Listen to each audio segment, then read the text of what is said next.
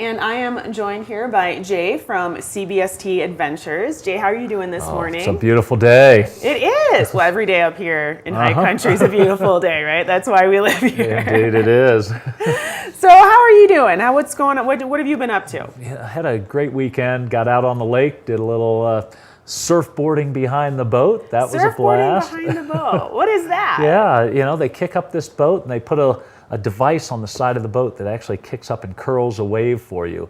So it's just like surfing.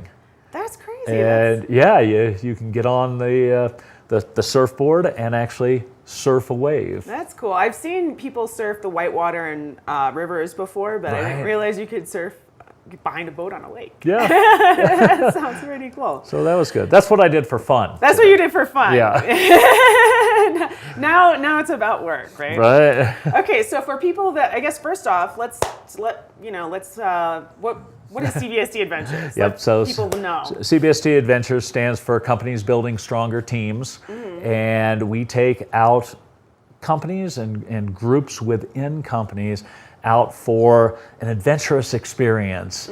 We always call it experiential leadership and team building. And we get people out of their comfort zone. We have a great time doing it, and just really get into those details, give people a memorable experience. Now, can you talk a little bit more about sort of like the variety of experiences you create, the types of groups that you take out, the types of ventures? Right. Yeah, I'll start off with just last week. We did 6 different groups. So it spanned 6 different groups in one week? Yeah. That's a busy week. It's a busy week. So it spanned the whole gamut. So we had 400 people on Monday, and we hosted a cornhole tournament, and took them out hiking and rock climbing and mountain biking, and just that group of folks went out, and it was all for fun. It was all for adventure and pushing past their own personal boundaries. And then on Tuesday, we had a group of 330 folks come in, sales folks that were in on a sales meeting, and they wanted to have a great time. Now, as you know, on Tuesday, the rains came down in a big way. Yeah. And so people always say, gosh, how can you do things in the outdoors? What about the weather? Yeah.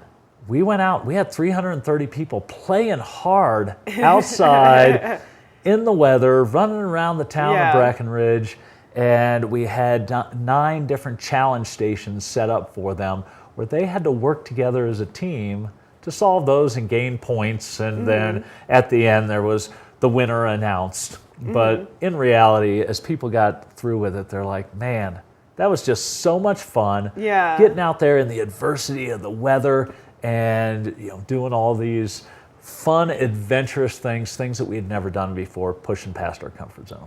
Now, I didn't realize these groups were so big, 400 to 300. Are they always so big? No. So on Tuesday, we also had a group of 4 people. Oh, the opposite end of the spectrum. Opposite end of the spectrum. And that group, and I always like the smaller groups because we can really get into some of the details on communication and how they work together.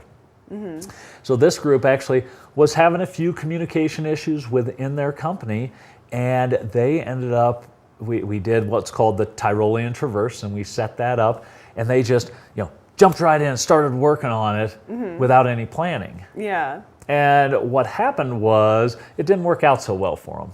And at the end, they were able to come back and say, wow, that really relates to how we work at work, right? A lot of times we'll be given a task, we'll go out and jump on it, and then realize that, oh, we didn't think about this or we didn't think about this. These details that we had to. So they were able to utilize those metaphors of nature and really bring it back into how they work together as a team. Yeah. And they came out of it going, boy, the ability for us to work and play together, yet make mistakes out there, was able to translate into something that we could bring back into the office. That's really cool. Now, what about, so that's like a smaller, more intimate group.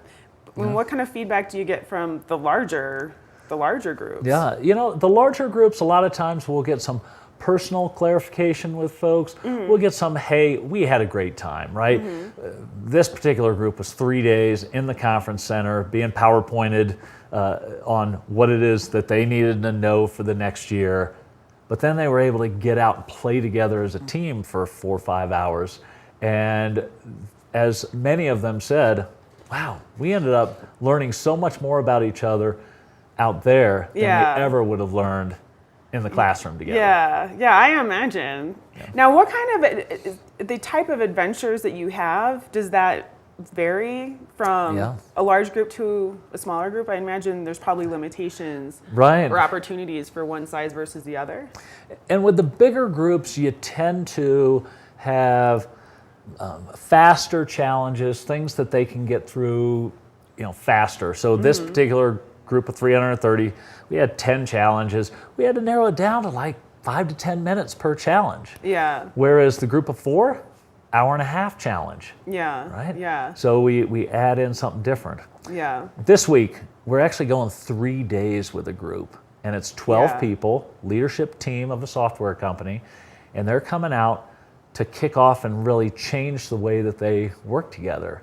So after I leave here, I'm going to go do some grocery shopping. I'm going to get some snacks for them as they come into the lodge. Yeah. We'll spend time at the High Country Lodge up in Breckenridge, and it's going to be this getaway where they'll talk business, but then we're going to go out and take them on a 6-hour challenge course where they'll have to push through physically, mentally, emotionally. Yeah. And they'll have to get together and really bond as a team.